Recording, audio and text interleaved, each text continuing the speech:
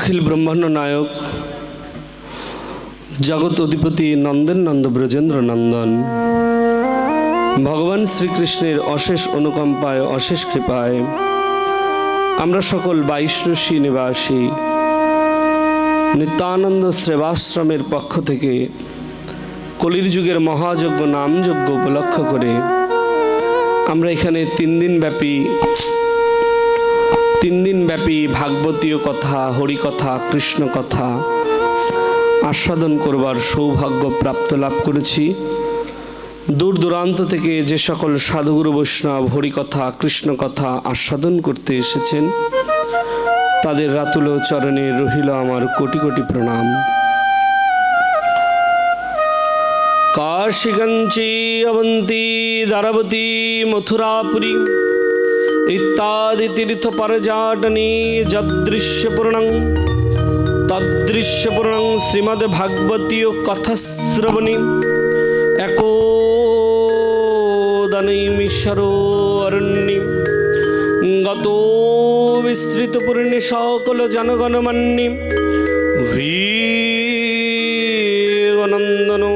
शनकादि सहस्र ऋषिगण श्रोता श्रीनंदचरण आश्रित परम कारुणिक सुतमणि सुखदेव गोस्वामी प्रभुपाद वक्ता एकोदा ब्रह्म शाप गृहस्थ सदा हृदयस्थ गंगा तीरस्थ महाराज धीराज परीक्षित महाराज श्रोता उपस्थित साधुगुरु वैष्णव যদিও এটা আমাদের কারোরই চিন্তা চেতনার মধ্যেই ছিল না। দেখুন এই পৃথিবীতে আমাদের আসার সময়টা আমরা জানতে পারি, তাই না? কে কবে আসবে এটা আমরা সবাই জানতে পারি। এখন গর্ভে যখন সন্তান আসে তারপরের থেকে দিনটা নির্ধারিত হয়ে যায় যে আমরা কবে আসব এই দিনটা নির্ধারিত হয়ে যায়, কিন্তু কবে আমরা চলে যাব এই দিনটা কেউই বলতে পারে না। এই পৃথিবীর মধ্যে কেউ জানতে পারে নাই আমরা কবে চলে যাব। জেনেছিল একজনই, আর কেউ জানতে পারে নাই। দেখুন যিনি সারাটা জীবন ধরে এই মন্দিরের জন্য উপদেষ্টার ভূমিকা পালন করেছে, কোথায় কি লাগবে, কোথায় কি প্রয়োজন, কি করতে হবে, কিভাবে আমাদেরকে চলতে হবে, তার উপদেশ তিনি সারা জীবন ধরে দিয়েছেন। আমি শুনেছি যে তিনি হাসপাতালে বসে বসেও আইসিইউতে বসেও বলে তিনি বলেছেন আমি ওই দিন ওইখানে তোদেরকে নিয়ে কালেকশন করতে যাব, মানে ভগবানের সেবার জন্য দাঁড়ে দাঁড়ে যেটাকে বলে মাদকুরি করতে যাব।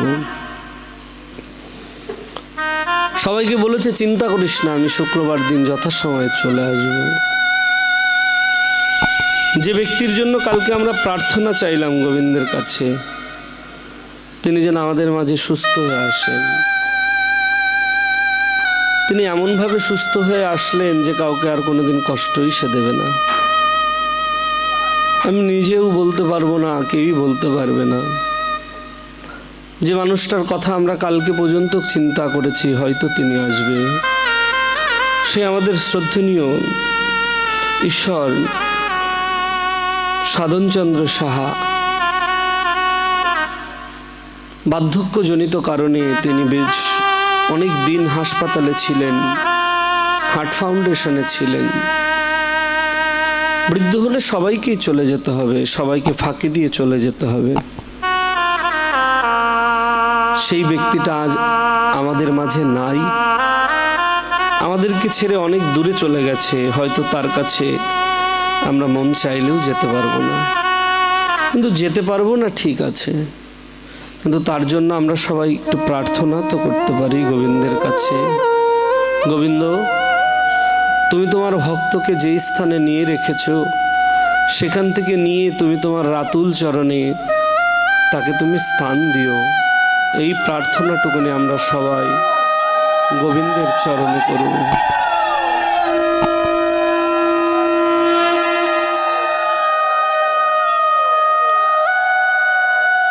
তার বিদেহী আত্মার শান্তি কামনার জন্য আমরা সবাই মিলে একটু দুই বাহু তুলে একটু নাম শ্রবণ করে তারপরে আমরা সবাই ভাগবতে প্রবেশ করব। সবাই দুই বাহু তুলে বলুন, হরে কৃষ্ণ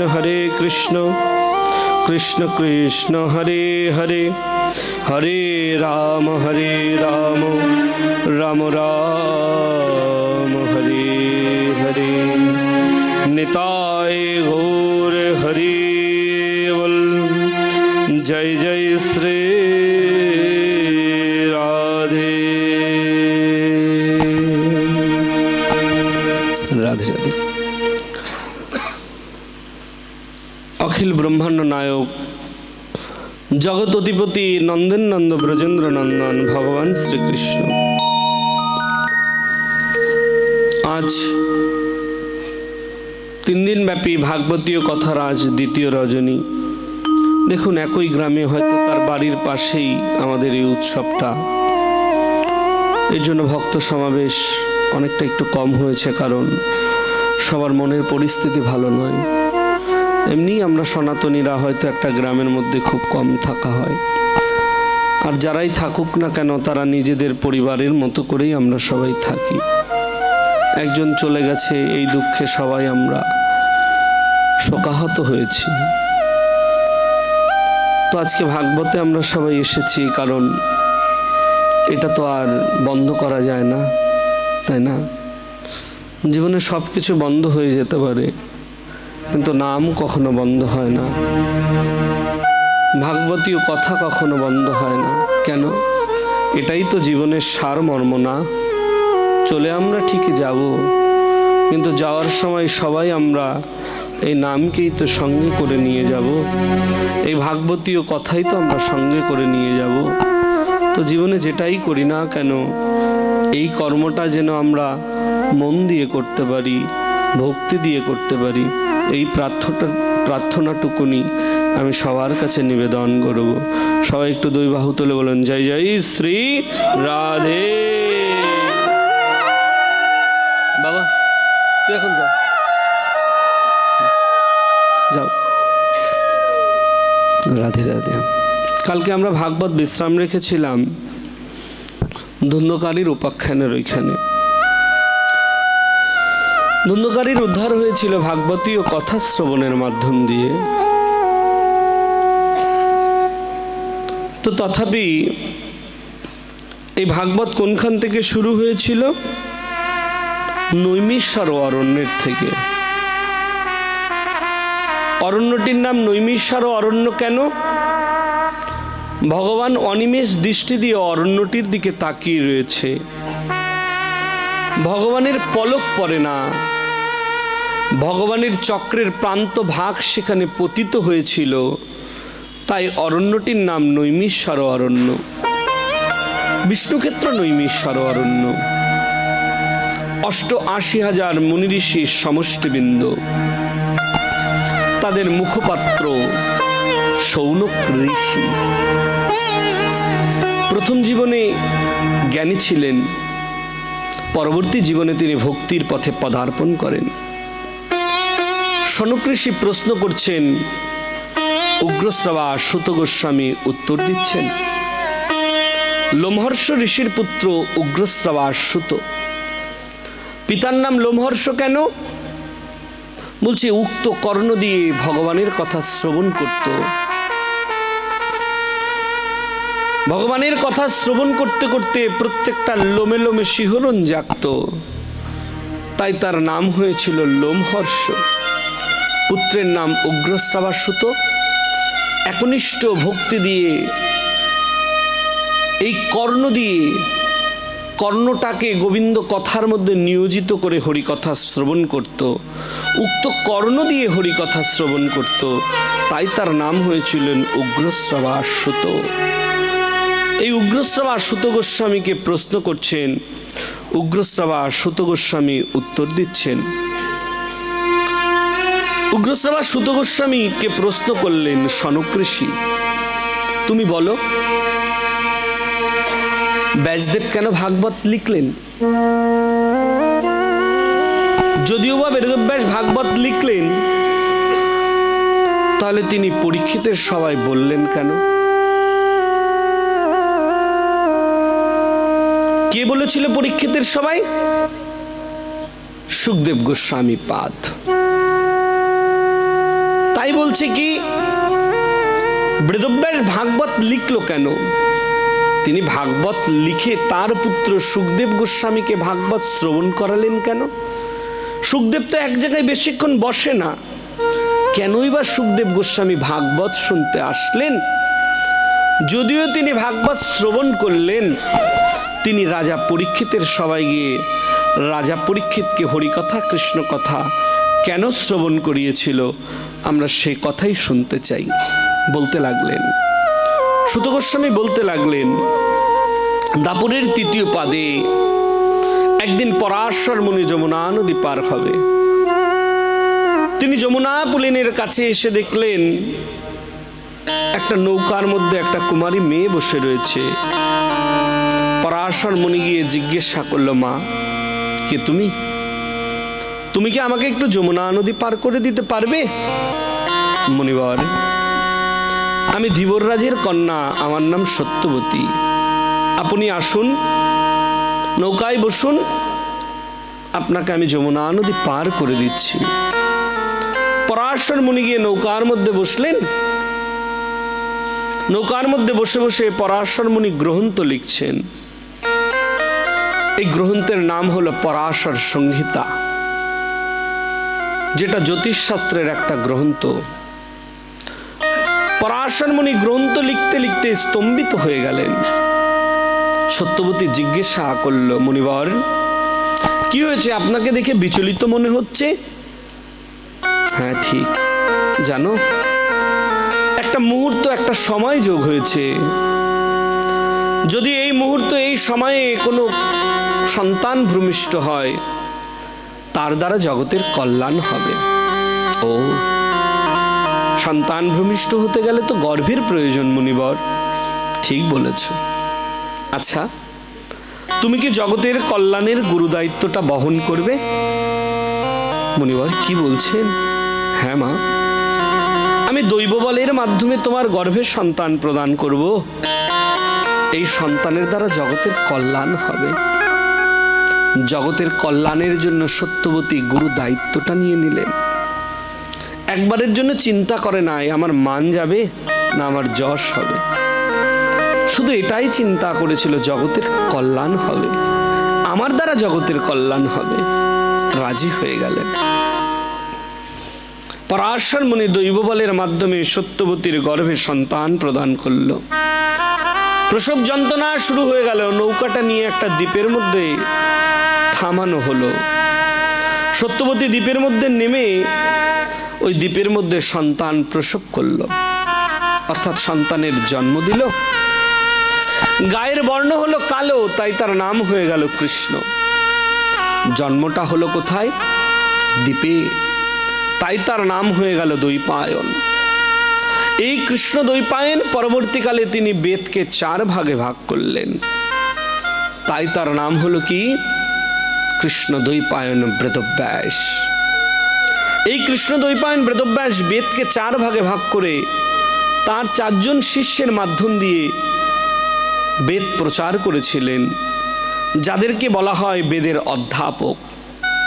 যেরকম পৌল ঋষি ছিলেন ঋগ্বেদের অধ্যাপক, জৈমিনী ঋষি হলেন সামবেদের অধ্যাপক, বৈশাম্পায়ন ঋষি হলেন যজুর্বেদের অধ্যাপক, আর ওদিকে অঙ্গিরা মুনি হলেন অথর্ববেদের অধ্যাপক।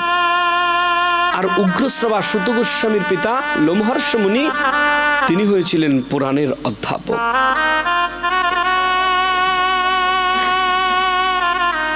তিনি বেদকে 4 ভাগে ভাগ করে ভগবানের মুখনিসৃত বাণী গীতা প্রকাশ করে একদিন তিনি বিষণ্ণ বদন নিয়ে সরস্বতী নদীর তটে বসে রয়েছে। বসে বসে তিনি চিন্তা করছেন, আমি জীবের জন্য কত কিছু করলাম, ভগবানের মুখনিসৃত বাণী গীতা প্রকাশ করলাম, বেদকে 4 ভাগে ভাগ করলাম, তবু মনের দিক দিয়ে শান্তি পাচ্ছি না। কেন?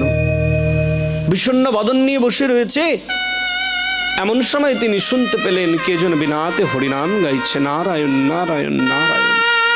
দৌড়ে গেলেন, দৌড়ে গিয়ে দেখলেন আর কেউ নয়, গুরুদেব এসেছে, দেবর্ষি নারদ এসেছে। বেদব্যাস সঙ্গে সঙ্গে দেবর্ষি নারদকে আসন দিয়ে আসনে বসিয়ে মানসী গঙ্গার থেকে জল এনে, সরস্বতী নদীর থেকে জল এনে গুরুদেবের চরণ ধৌত করতে লাগলেন। যখন গুরুদেবের চরণ ধৌত করছে, দেবর্ষি নারদ বেদব্যাসের বদন পানে চেয়ে বেদব্যাসকে জিজ্ঞাসা করলো, বেদব্যাস কি হয়েছে তোমার? বেদব্যাস, তোমাকে দেখে বিচলিত মনে হচ্ছে বেদব্যাস। জানেন গুরুদেব,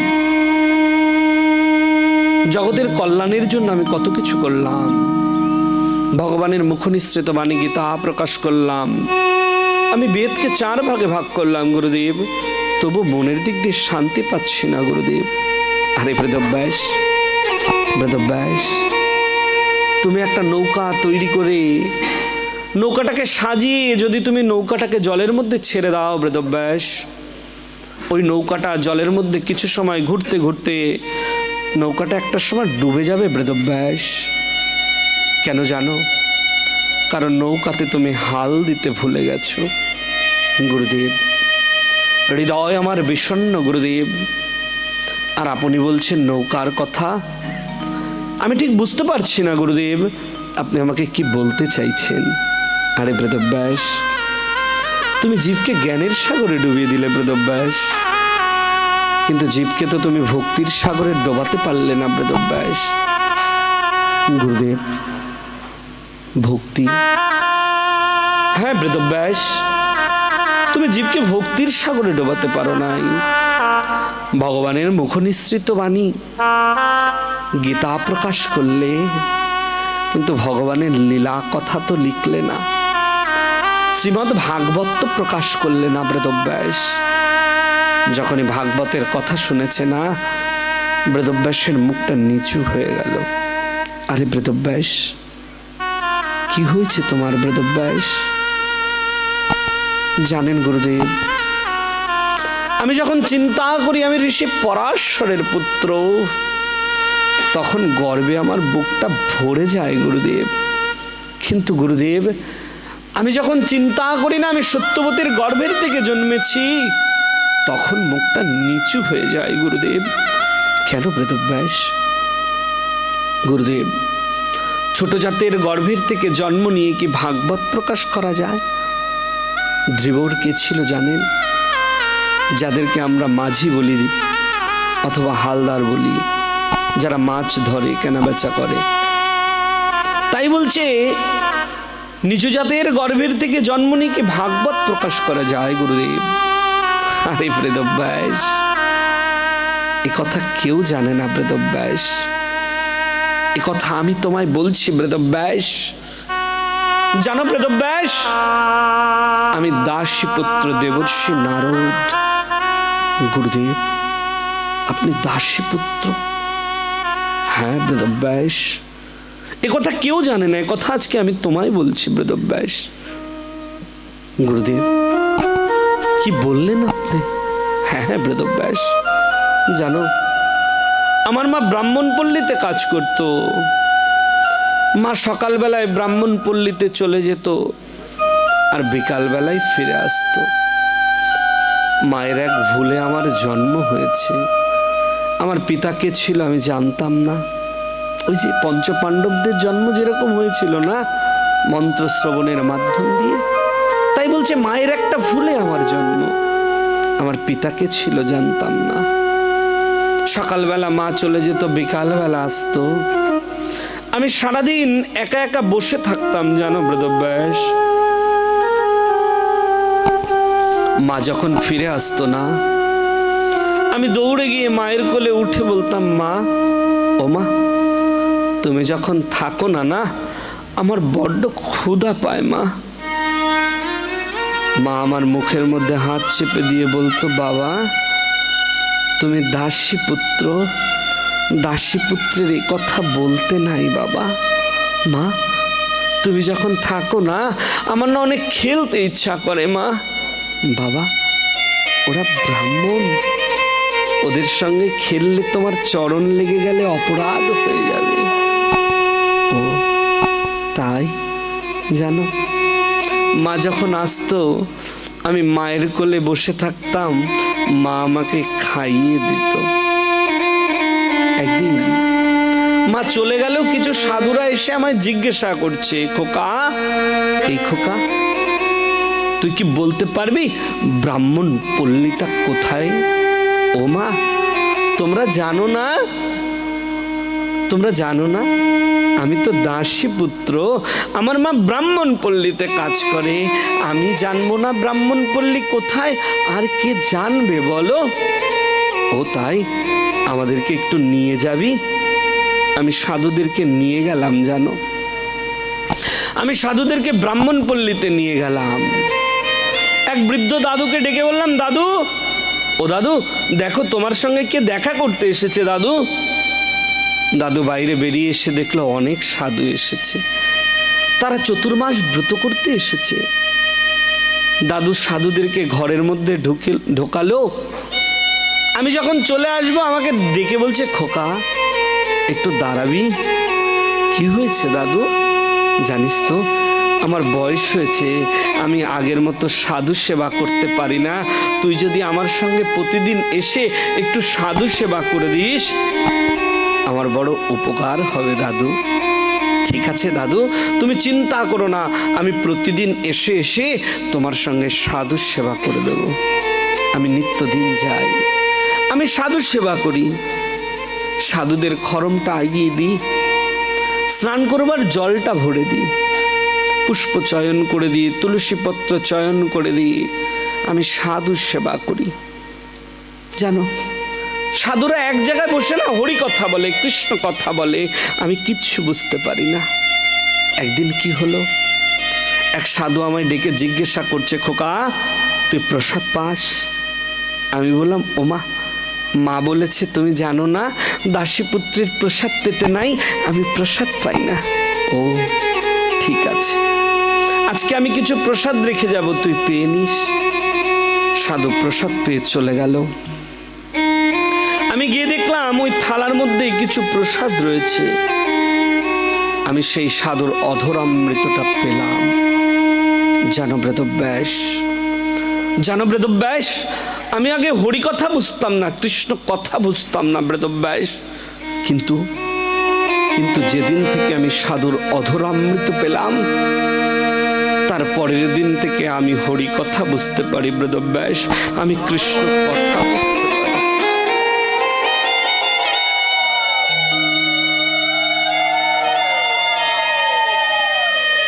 বাবা, জীবনে যদি হরি কথা বুঝতে হয় না, যদি হরি কথা শুনে জ্ঞান লাভ করতে হয়, ভক্তি লাভ করতে হয়, আগে প্রয়োজন সাধুর অধরামৃত পাওয়া। যতক্ষণ না পর্যন্ত তুমি সাধুর অধরামৃত পাবে না, ততক্ষণ তোমার হৃদয়ে ভক্তি আসবে না, ততক্ষণ তোমার হৃদয়ে প্রেম আসবে না। জানেন, এটা আমার সঙ্গেও ঘটেছিল, কথাটা মনে পড়ে গেল। ব্যাসাসনে বসে নিজের সম্পর্কে কোনোদিন কিছু বলিনি, আজকে মনে পড়লো তাই বলছি। আমি যখন শ্রীধাম নবদ্বীপে ছিলাম, আমার গুরুদেব 108 কীর্তন রসরাজ সদানন্দ দাস বাবাজি ঠাকুর মহারাজ, আমার শ্রী গুরুদেব, গুরুদেবের আশ্রমে মাসের মধ্যে 15-20 বার বৈষ্ণব সেবার আয়োজন করা হয়। আমি যখন প্রথম বৈষ্ণব সেবাটা দেখলাম, অনেক আগের কথা, বৈষ্ণবরা প্রসাদ পেয়ে যখন উঠে গেল না,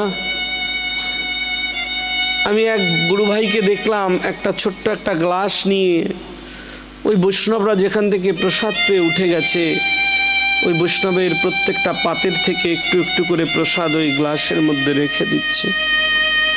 আমি মনে মনে চিন্তা করলাম, এটা দিয়ে আর কি করবে তারা, বুঝতে পারি নাই। একটু পরে কি দেখলাম, সব প্রসাদগুলোকে এক জায়গা সংগ্রহ করে ওই যে ছোট্ট গ্লাসের মধ্যে যে প্রসাদ রেখেছিল না, সর্বপ্রথম গুরুদেবের সম্মুখে এনে যখন ওই গ্লাসটা ধরলো, তখন দেখলাম গুরুদেব ওইখান থেকে কিঞ্চিত প্রসাদ নিয়ে নিজের মুখে গ্রহণ করছে। আমি তখন মনে মনে চিন্তা করলাম, এমন সাধু এমন প্রসাদ নিল কেন? তখন আশ্রয় গ্রহণ করিনি গুরুদেবের। ব্রাহ্মণ ছিলাম, ব্রাহ্মণ বলতে একটু অহংকার ছিল। আমি মনে মনে চিন্তা করলাম আমি নেব না। কিন্তু লোকের সম্মুখে যখন গ্লাসটা নিয়ে আসলো, আমি তখন সেখান থেকে কিঞ্চিত প্রসাদ নিয়ে আমি যখন মুখে দিলাম না বাবা, আমি পুলকিত হয়ে গেছিলাম। এমন প্রসাদ আমি কোনোদিন গ্রহণ করি নাই জানেন। ওই প্রসাদটা যেদিন থেকে গ্রহণ করেছি মনে হয়েছিল ওদিন আমি অমৃত গ্রহণ করেছিলাম। এটা আমার নিজের জীবনের সঙ্গেও ঘটেছিল। তো কখনোই বৈষ্ণবের প্রসাদকে অবহেলা অশ্রদ্ধা করতে নাই। যদি কৃষ্ণ ভক্তি অর্জন করতে হয়, যদি কৃষ্ণ ভক্তি লাভ করতে হয়, তাহলে বৈষ্ণবের অধরামৃত গ্রহণ করতে হবে। তাই দেবর্ষি নারদ বললেন, আমি তার পরের দিন থেকে হরি কথা বুঝতে পারি, আমি তার পরের দিন থেকে কৃষ্ণ কথা বুঝতে পারি। জানো, কিছুদিন পরে সাধুরা চলে যাবে। আমি গিয়ে জিজ্ঞাসা করলাম, ওমা তোমরা চলে যাবে? হ্যাঁ রে খোকা, সাধুদের এক স্থানে বেশি দিন থাকতে নাই। চতুর্মাস ব্রত করতে এসেছিলাম, সম্পূর্ণ হয়েছে, তাই আমরা চলে যাচ্ছি। আমায় সঙ্গে নেবে তোমরা? তুই যাবি? তোর কারোর কথা মনে পড়বে না? তোর কেউ নাই? ও আছে তো, জানো আমার মা আছে, মা ছাড়া আমার আর কেউ নাই। মার কথা আমার বড্ড মনে পড়ে। ও তাই? খোকা একটা কাজ করতো, দৌড়ে গিয়ে যমুনা স্নান করে আইতো। আমি দৌড়ে গিয়ে যমুনা স্নান করে আসলাম। এক সাধু আমার কর্ণে মন্ত্র দিল। মন্ত্র দিয়ে আমায় বলল, খোকা নিত্যদিন মন্ত্র জপ করিস তুই। সাধুরা চলে গেল। জানো ব্রতব্যাস, আমি আবার একা হয়ে গেলাম। আমায় যে মন্ত্র দিল না, আমি নিত্যদিন সে মন্ত্র জপ করি, গুরুদেবকে স্মরণ করি হৃদয়ের মধ্যে। একদিন মা ব্রাহ্মণ পল্লীতে গেল না, কিন্তু খবর এলো দুপুরবেলায় গিয়ে ব্রাহ্মণ পল্লীতে গিয়ে দুধ দুয়ে দিয়ে আসতে হবে। মা দুপুরবেলায় চলে গেল দুধ দোয়াতে। আমি ঘরের মধ্যে একা একা বসে থাকলাম। দুপুর গড়িয়ে বিকাল হয়ে গেল, বিকাল গড়িয়ে সন্ধ্যা হয়ে গেল। আরে আরে মা তো এলো না। আমি আকাশের দিকে তাকিয়ে দেখলাম, মেঘ চমকাচ্ছে। বিদ্যুৎ চমকে উঠল। আরে মা কেন এলো না? সন্ধ্যা গড়িয়ে রাত হতে গেল, মা তো এলো না। জানো ব্রতব্যাস, ওই অন্ধকারের মধ্যে না আমি মামা বলে চিৎকার করে ছুটতে লাগলাম, মা ও মা কোথায় তুমি মা? আমি মাঠের মধ্যে দিয়ে দৌড়াতে লাগলাম ব্রতব্যাস। মাঠের মধ্যে দিয়ে দৌড়াতে দৌড়াতে না আমি একটা শরীরের সঙ্গে বেঁধে পড়ে গেলাম ব্রতব্যাস। আরে মাঠের মধ্যে অমন করে কে শুয়ে রয়েছে? এটা তো মানুষের শরীর মনে হচ্ছে। মাঠের মধ্যে কে শুয়ে রয়েছে এরকম করে?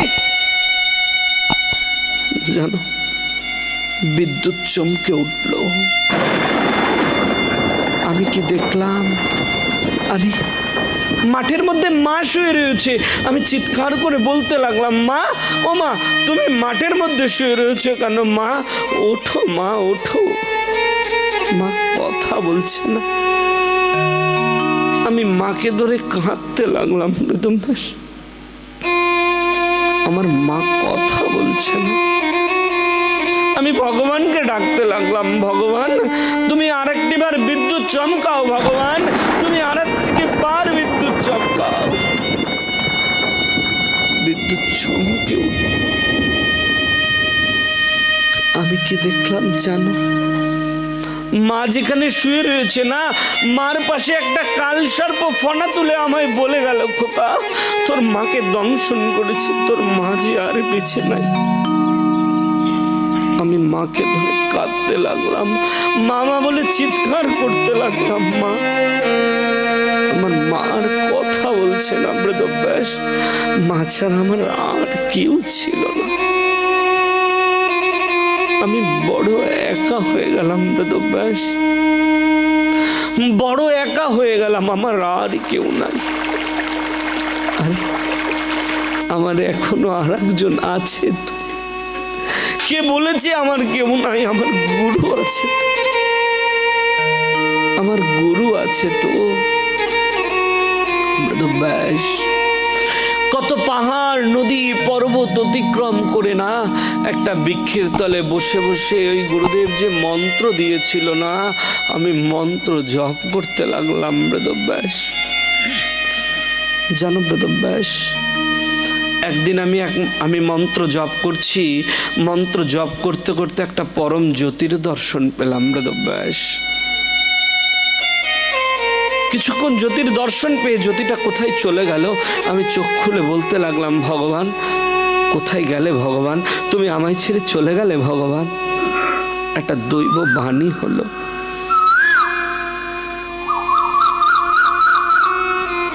যার মন নির্মল হয় নাই, যার মন পবিত্র হয় নাই, সে আমার দর্শন পায়নি। তবু তোকে দর্শন দিলাম রে, তুই মন্ত্র জপ কর। আমি আবার মন্ত্র জপ করতে লাগলাম। একদিন কি দেখলাম জানো? আমি শুয়ে রয়েছি, আবার আমি নিজে দাঁড়িয়েও রয়েছি। বেদব্যাস, বেদব্যাস ছিলাম দাসী পুত্র, হয়ে গেলাম দেবর্ষি নারদ। বেদব্যাস আমি বিনাতে হরিনাম গাই বেদব্যাস, শুধু হরিনাম গাই না, আমি বৈকুণ্ঠে যাই, আমি গোবিন্দ দর্শন করি, আমি শ্রীহরি দর্শন করি বেদব্যাস।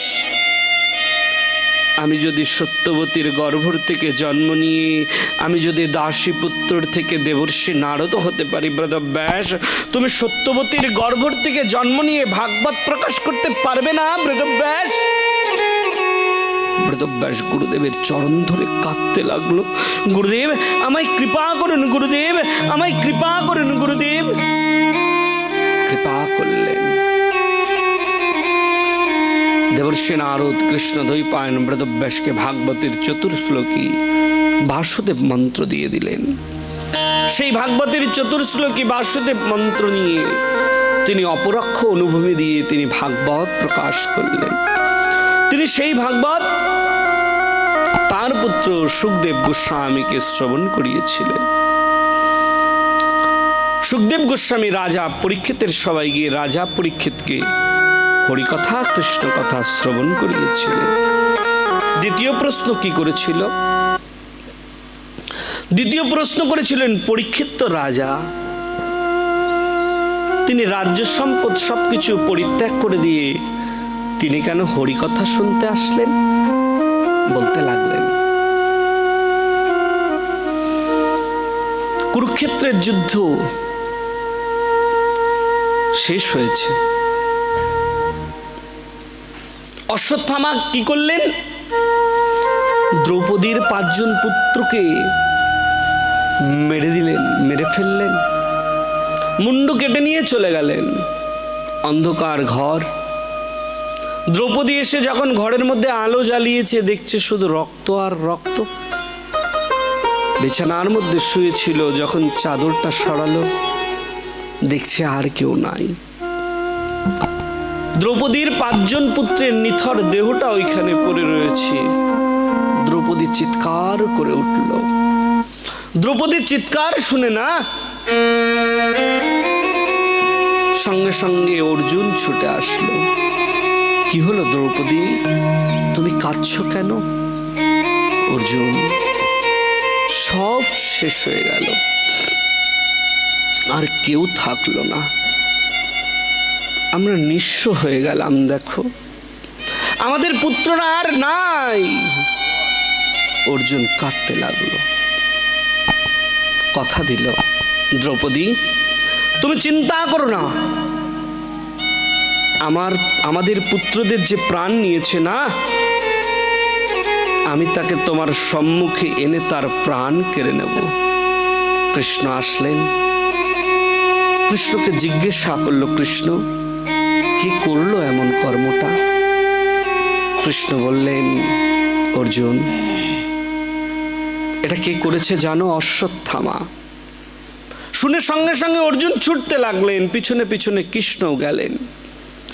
অশ্বত্থামাকে নিয়ে এসে চুলের মুঠি ধরে টানতে টানতে এনে যখনই দ্রৌপদীর সম্মুখে অশ্বত্থামার প্রাণটা কেড়ে নিতে যাবে, দ্রৌপদী দৌড়ে এসে অর্জুনের হাতটা ধরে বলছে, না না, আর নয়। কেন দ্রৌপদী? এ আমার সন্তানদের প্রাণ কেড়ে নিয়েছে, তুমি বলছো আর নয়? না অর্জুন, জানো, এতদিন বুঝতে পারিনি, আজকে বুঝতে পেরেছি সন্তানহারা মায়ের মনের মধ্যে কতটা কষ্ট হয়, কতটা যে যন্ত্রণা হয়, এটা আমি আজকে বুঝতে পেরেছি। আমি আমার সন্তানদেরকে হারিয়ে আমার কোল খালি হয়েছে, হোক এমন করে যেন আর কোনো মায়ের কোল যেন খালি না হয়, এমন করে যেন আর কোনো মায়ের কোল খালি না হয়। আমি এটা আর সহ্য করতে পারবো না। অশ্বত্থামার কেশ মুন্ডন করে অশ্বত্থামাকে ছেড়ে দিল। অশ্বত্থামাকে যে দেখে সেই ব্যঙ্গর ছলে হাসে। অশ্বত্থামার মনের মধ্যে ক্রোধ হয়ে গেল, রাগ হয়ে গেল। সঙ্গে সঙ্গে মন্ত্রপ্রুত করে ব্রহ্মাস্ত্র নিক্ষেপ করলো আর আদেশ দিয়ে দিল, ব্রহ্মাস্ত্র, ওই যে অভিমন্যুর স্ত্রী উত্তরা, তার গর্ভের মধ্যে যে সন্তান রয়েছে, হে ব্রহ্মাস্ত্র, তুমি গিয়ে ওই গর্ভের সন্তানকেও বিনাশ করে দাও। উত্তরার প্রসব যন্ত্রণা শুরু হয়ে গেল।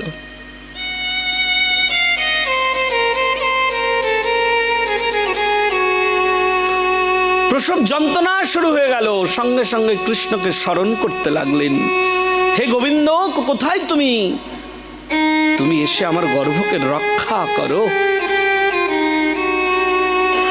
ভগবান ছুটে আসলেন। বৃদ্ধ আঙ্গুলের রূপ নিয়ে কৃষ্ণ উত্তরার গর্ভের মধ্যে প্রবেশ করে ব্রহ্মাস্ত্রকে দাঁড় করিয়ে দিল। আচ্ছা, ভগবান পারতেন না বাইরে থেকে সুদর্শন চক্র দিয়ে ব্রহ্মাস্ত্রকে দাঁড় করিয়ে দিতে? পারতেন, কিন্তু তিনি কেন করলেন না? বলছি, আরে গর্ভে যে রয়েছে তার সঙ্গে আমার দর্শন হবে না তো, তাই ভগবান তাকে মাতৃগর্ভে গিয়েই দর্শন দিল। আরে তুই আমাকে দর্শন কর, মন ভরে দর্শন কর। আরে উত্তরার গর্ভেই তো তার কৃষ্ণ দর্শন হয়ে গেল। উত্তরার গর্ভে যার কৃষ্ণ দর্শন হলো, সে ভূমিষ্ঠ হলো, তার নামও হলো কি? পরীক্ষিত। কেন পরীক্ষিত হলো? তিনি যাকে দেখে তাকেই পরীক্ষা করে। কি পরীক্ষা করে? বলছে, মাতৃগর্ভে যে কৃষ্ণ দর্শন হয়েছিল, এই সেই কৃষ্ণ কিনা? কেউ যদি হেঁটে যায়, পরীক্ষিত বলে, একটু দাঁড়াও না। কেন? আরে কৃষ্ণ কিনা একটু দেখি। যাকে দেখে তাকেই পরীক্ষা করে, তাই তার নাম হলো পরীক্ষিত। কুরুক্ষেত্রের যুদ্ধ সমাপন হল। ভগবান গেলেন, পিসি কুন্তির কাছে গিয়ে বলল, পিসি আমি চলে যাই, পিসি আমি এখন যাই। পিসি কুন্তি বলছে, বাবা তুই একটু দাঁড়া। কেন পিসি? বলছে, না, তোকে একটু প্রণাম করব, তার জন্য তোকে দাঁড়াতে বলছি। ছি ছি পিসি, এ তুমি কি বলছো? তুমি আমায় কেন প্রণাম করবে? আরে তোকে প্রণাম করব না তো কি কাকে করব বলতো? বিপদো সন্তনো সসা তত্র জগদ্গুরু ভবতো দর্শনং যত সাধু পূর্ণ ভব দর্শনম। যখনই যখনই আমার পুত্রদের বিপদ হয়েছিল, যখনই যখনই তারা কষ্টে ছিল, যন্ত্রণায় ছিল, তুই সঙ্গে সঙ্গে তাদের বিপদের সম্মুখে এসে দাঁড়িয়েছিলি। কিন্তু দেখ না, আজকে আমার পুত্রদের সুখের সময় তুই বলছিস চলে যাই। তার জন্য বলছি, তুই এই যে চলে যাবি, আর কোনোদিন হয়তো তুই আসবি না, তাই তোকে একটু প্রণাম করতে চাইছি। ছি পিসি, আমায় কেন প্রণাম করবে তুমি? তুই পুরুষ, তাই তোকে প্রণাম করব। ছি পিসি, আমি পুরুষ? অর্জুন পুরুষ নয়, দাদা যুধিষ্ঠির পুরুষ নয়, ভীম পুরুষ নয়? বলছে ওরা পুরুষ। তুই কোন পুরুষ জানিস? তুই আদি পুরুষ। তোকে দেখা যায়, তোকে চেনা যায় না, তাই তোকে প্রণাম করতে চাচ্ছি রে। তুই দুঃখের সময় ছিলি তো, আজ সুখের সময় বলছিস চলে যাই। কিন্তু জানিস কৃষ্ণ, আমি ওই দুঃখকে বারবার আমন্ত্রণ করতে চাই, যে দুঃখে কিনা কৃষ্ণকে পাওয়া যায়, যে কষ্টে কিনা কৃষ্ণকে পাওয়া যায়।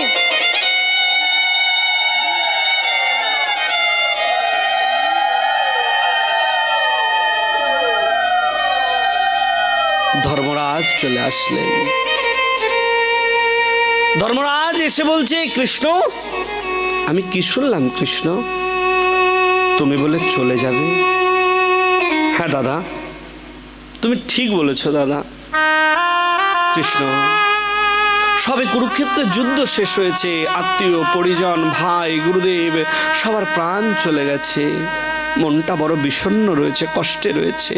তুমি আর কিছুদিন থেকে যাও, আমাদের আনন্দ হবে। কৃষ্ণ থেকে গেলেন। বলছে দাদা, আমি যদি থেকে যাব, তাহলে আমি থাকতে থাকতে তোমার রাজ্য অভিষেকটা করে দিয়ে যাই। ধর্মরাজ বলছে, না না কৃষ্ণ, দেখো, আমি আগে বুঝতে পারিনি, পরে বুঝতে পেরেছি। ওর থেকে তো ওই বনেই ভালো ছিলাম আমরা, ওইখানে সুখ ছিল। কোন লোভে, কোন আকাঙ্ক্ষায় যে আমি ওই 5টা গ্রাম চেয়েছিলাম। শুধু আমার লোভের জন্য, ওই সিংহাসনের জন্যই তো কুরুক্ষেত্রের যুদ্ধ হলো। আমার জন্য আত্মীয় পরিজনদের প্রাণটা চলে গেল। যে সিংহাসনের জন্য আমি আত্মীয় পরিজনকে হারিয়েছি, 101টা ভাইকে হারিয়েছি, আমি চাই না ওই সিংহাসনে বসতে। শুধু আমার লোভের জন্য এটা হয়েছে। কৃষ্ণ কোনো কথা বলল না। পঞ্চপাণ্ডবদেরকে সঙ্গে নিয়ে গেলেন, চলো আমার সঙ্গে। ওই যে যেখানে কুরুক্ষেত্র যুদ্ধ হয়েছে না, ওইখানে নিয়ে গেল। এখনো পিতামহ ভীষ্ম সরসজ্জায় শায়িত হয়ে রয়েছে, শুয়ে রয়েছে। ধর্মরাজ গেল, প্রণাম করল। পিতামহ ভীষ্ম শুয়ে রয়েছে, দেখতে পাচ্ছে না। জিজ্ঞাসা করলো, কে? দাদু, আমি যুধিষ্ঠির দাদু। পিতামহ ভীষ্ম আশীর্বাদ করলেন, কল্যাণ হোক। ভীম প্রণাম করলো, কে? দাদু, আমি ভীম, যশস্বী ভাবা। এক এক করে সবাই প্রণাম করছে। ধর্মরাজ প্রণাম করার পরে সবাই যখন প্রণাম করলো, পিতামহ ভীষ্ম সবার নাম জিজ্ঞাসা করছে, কে কে? সবাই উত্তর দিতে লাগলেন। সর্বশেষ গিয়ে প্রণাম করলো ভগবান শ্রীকৃষ্ণ। যখনই কৃষ্ণ গিয়ে প্রণাম করলো না, পিতামহ ভীষ্ম আর জিজ্ঞাসা করে নাই কে। পিতামহ ভীষ্ম তখন বলতে লাগলেন, আমি জানতাম কৃষ্ণ তুমি আসবে। কেন? পরশ পেয়ে কেন বুঝে গেলেন এটা অন্য কারোর পরশ নয়, এটা কৃষ্ণেরই পরশ? কারণ এতদিন ধরে দেহের মধ্যে যে যন্ত্রণা হচ্ছিল, কষ্ট হচ্ছিল না, আজকে সে যন্ত্রণা কষ্টটা চলে গেছে, দূর হয়ে গেছে। আরে দেহের কষ্ট কার পরশে যেতে পারে? এটা যেন তেন পরশ হতে পারে না, এটা কৃষ্ণেরই পরশ। তাই কি বললেন, আমি জানতাম কৃষ্ণ তুমি আসবে। দাদু, আমি কেন এসেছি জানো দাদু? দাদা সিংহাসনে বসতে চাইছে না দাদু, তুমি একটু বোঝাও না, দাদা যেন সিংহাসনে বসে। আরে কৃষ্ণ, এই শেষের দিনে যাওয়ার সময় এই কথাটা আমার বিশ্বাস করতে হবে। তুমি বোঝাবে, ধর্মরাজ বুঝবে না? যার ইচ্ছাতে একটা পাতা পর্যন্ত নড়ে না, সে বোঝাবে আর ধর্মরাজ বুঝবে না? না না কৃষ্ণ, তুমি মিথ্যা বলছো, তুমি তোমার কথা রাখতে এসেছো। আচ্ছা, কৃষ্ণ কেন ধর্মরাজকে বোঝালেন না? যেই কৃষ্ণ কুরুক্ষেত্রের যুদ্ধের সময় অর্জুনকে গীতার জ্ঞান দিলেন, ধর্মরাজকে বোঝাতে পারতেন না, কিন্তু ধর্মরাজকে কেন বোঝায়নি? কৃষ্ণের থেকে বয়সে বড় ছিল ধর্মরাজ, আর ছোট হয়ে কখনো বড়দেরকে জ্ঞান দেওয়া যায় না। তাই কৃষ্ণ ধর্মরাজকে জ্ঞান দিলেন না, দাদুর কাছে এনে বললেন, দাদু তুমি বোঝাও, তুমি জ্ঞান দাও। এটা আমাদের সনাতন ধর্মের শিক্ষা। সনাতন ধর্ম শুধু মালা তিলক প্রসাদ নয়। জীবনে যদি মনুষ্য হতে হয় না, জীবনে যদি কারিগর হতে হয় না, তাহলে এই সনাতন ধর্মে আপনাকে অংশগ্রহণ করতে হবে। দেখুন, সনাতন ধর্ম এত শক্তিশালী ধর্ম না, যেই ধর্মে কিনা দুরাচারী পাষণ্ড পাপীদেরকেও সাধু করে দিল, তাই না? সাধু করেছে না? বাল্মীকি সাধু হয়নি? সাধু হয়নি? চণ্ডাল ছিল, রাক্ষস ছিল, রাত্রিবেলা রক্ত না দেখলে যার এক বিন্দু ঘুম হতো না, সে মরা মরা জপ করতে গেলে করতে করতে বাল্মীকি মুনি হয়ে গেল। এটাই আমাদের সনাতন ধর্ম। সনাতন ধর্মে মানুষ তৈরি করায়, এর মধ্যে আমাদেরকে তাই ডুবতে হয়, জানতে হয়। তাই পিতামহ ভীষ্ম কি বললেন? আমি জানতাম তুমি তোমার কথা রাখতে এসেছো কৃষ্ণ। কি কথা? বলছে, দাদু আমি কি কথা দিয়েছিলাম? কেন কৃষ্ণ, কি এমন কথা দিয়েছিল? কুরুক্ষেত্রের যুদ্ধের পঞ্চম দিন, যুদ্ধ চলছে, দুর্যোধন দূর থেকে দেখছে দাদু যুদ্ধ করছে। আরে আরে, একদিন, দুদিন, 3 দিন, 4 দিন, 5 দিন হয়ে গেল, কিন্তু একটা পঞ্চ পাণ্ডবের মৃত্যু হলো না। দুর্যোধন দূর থেকে দেখে কাছে এসে দাদুকে ডেকে বলছে, দাদু কি হয়েছে দুর্যোধন? আরে দাদু, একদিন দুদিন নয়, 5 দিন যুদ্ধ হয়ে গেল, এখনো একটা পঞ্চ পাণ্ডবের মৃত্যু হলো না। দাদু তুমি আমার খেয়ে আমার পরে তুমি ওই পঞ্চ পাণ্ডবদের পক্ষ নিয়ে যুদ্ধ করছো। পিতামহ ভীষ্ম মনে কষ্ট পেয়ে গেল। আরে, বয়স হয়ে গেলে সবাই হয়তো এরকম লাঞ্ছনা দেয়, কষ্ট দেয়, যন্ত্রণা দেয়। আজকে এটাও আমাকে সইতে হলো। আমি তোমার খাই, তোমার পড়ি, সারাটা জীবন রাজ্যের জন্য দিলাম, এই সংসারের জন্য দিয়ে দিলাম, আর আজকে তুমি আমায় এই কথা বললে দুর্যোধন। ঠিক আছে দুর্যোধন, তুমি চলে যাও, কিন্তু আজকে রাত্রে আমি যে কক্ষের মধ্যে, যে শিবিরে থাকবো, সেখানে তুমি তোমার স্ত্রীকে পাঠিয়ে দিও। চলে গেল। যুদ্ধ শেষ হয়ে গেল, গভীর রাত। পিতামহ ভীষ্ম শিবিরের মধ্যে, কক্ষের মধ্যে সাধনা করছে, যোগ সাধনা করছে, ধ্যানে রয়েছে। গভীর রাত্রে একজন রমণী ঘুমটা মাথায় দিয়ে এসেছে, দরজাটা খোলা। রমণী দরজা খুলে যখনই ঘরের মধ্যে দেখলো দাদু ধ্যান করছে, সাধনা করছে, ওই রমণী এসে পিতামহ ভীষ্মকে প্রণাম করলো। যখনই প্রণাম করেছে না, পিতামহ ভীষ্ম আশীর্বাদ করে দিল, তোমায় আশীর্বাদ করি, তোমার স্মৃতির সিঁদুর যেন অক্ষয় হয়।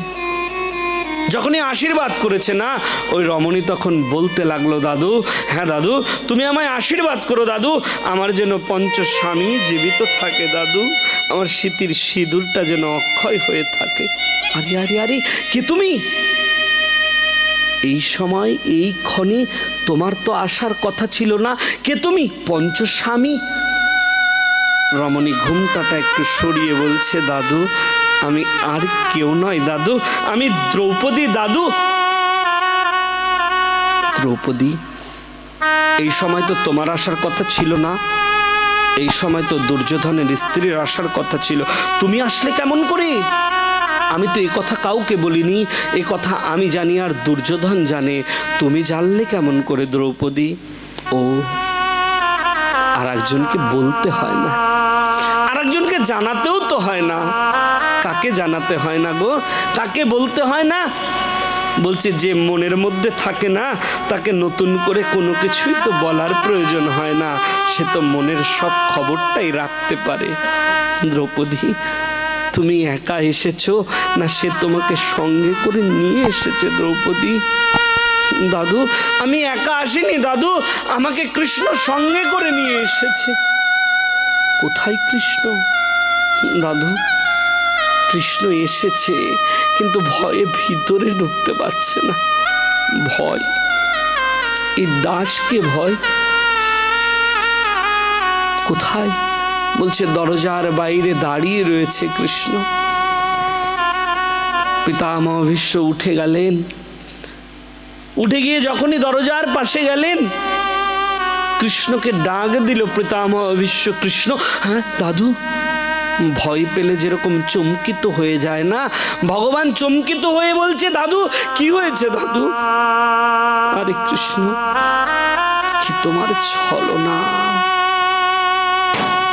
যে আশীর্বাদ আমি পঞ্চ পাণ্ডবদের নয়, যে আশীর্বাদ আমি দুর্যোধনকে করব, সেই আশীর্বাদটাও তুমি তোমার পক্ষে করে নিলে কৃষ্ণ। দাদু আমার ভুল হয়ে গেছে দাদু, ভুল। হ্যাঁ দাদু, বড় অপরাধ করে ফেলেছি দাদু। বলো দাদু, আমি অপরাধ থেকে কেমন করে মোচন পাবো দাদু? কৃষ্ণ, আমি তোমায় ডেকেছি কৃষ্ণ। বলছে না না দাদু, তুমি আমায় ডাকোনি দাদু। কৃষ্ণ, না ডাকতেও তুমি আজকে আমার সম্মুখে এসে দাঁড়িয়েছো। হ্যাঁ দাদু, কথা দাও কৃষ্ণ, আমি তোমার কাছে যা চাইব তুমি আমায় তাই দেবে। কথা দিলাম দাদু, তুমি আমার কাছে যা চাইবে না আমি তোমায় তাই দিয়ে দেবো দাদু। কুরুক্ষেত্রের যুদ্ধের যদি জয়টাও চাও না দাদু, আমি তোমায় কুরুক্ষেত্রের যুদ্ধের জয়টাও দিয়ে দেব। আমি জানি কৃষ্ণ, এই যুদ্ধে তো ধর্মের জয় হবে। যে পক্ষে কৃষ্ণ রয়েছে তাকে কে হারায় বলো? কার সামর্থ্য আছে? আমি জানি এ যুদ্ধে আমরা জয়লাভ করতে পারবো না, কিন্তু কৃষ্ণ তোমার কাছে যা চাইবো তুমি আমায় দেবে কৃষ্ণ। দেব দাদু, কথা দাও কৃষ্ণ। কথা দিলাম দাদু, তুমি আমার কাছে যা চাইবে আমি তোমায় তাই দেব দাদু, আমি তোমায় তাই দেব কৃষ্ণ। আজকে আমি তোমায় ডাকিনি, না ডাকতেও তুমি আমার সম্মুখে এসে দাঁড়িয়েছো কৃষ্ণ। হ্যাঁ দাদু, না ডাকতেও আমি তোমার সম্মুখে এসে দাঁড়িয়েছি। তাহলে কথা দাও, যেদিন আমি শেষের দিনে ধরাধাম ত্যাগ করে চলে যাব কৃষ্ণ, ওই শেষের দিনে আমি যদি তোমায় ডাকতে ভুলে যাই, তুমি আসতে ভুলবে না।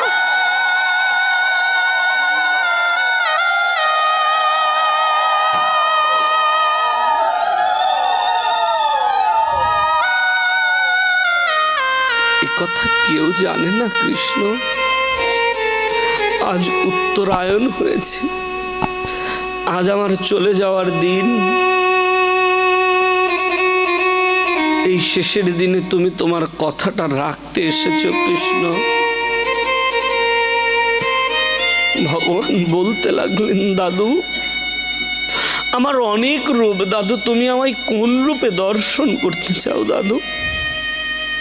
কৃষ্ণ, রামচন্দ্র রূপে তোমার বিগ্রহ দর্শন করেছি, সম্মুখে তুমি তোমার স্বরূপ নিয়ে দাঁড়িয়ে রয়েছো, সেই রূপ আমি দর্শন করছি কৃষ্ণ। এই রূপ বারবার দেখা যায়, কিন্তু ওই রূপ বারবার দেখা যায় না। দাদু তুমি কোন রূপের কথা বলছো দাদু? আরে কৃষ্ণ, ওই রূপ, ওই কুরুক্ষেত্রের যুদ্ধের সময় তুমি যে রূপটা আমায় দেখিয়েছিলে না, ওই পার্থ সারথী রূপ। তুমি শুধু অর্জুনের রথের সারথি হও নাই, তুমি প্রত্যেকটা মনুষ্য জীবনের রথের সারথি হয়েছো। তুমি অনন্ত কোটি ব্রহ্মাণ্ডের মালিক হয়ে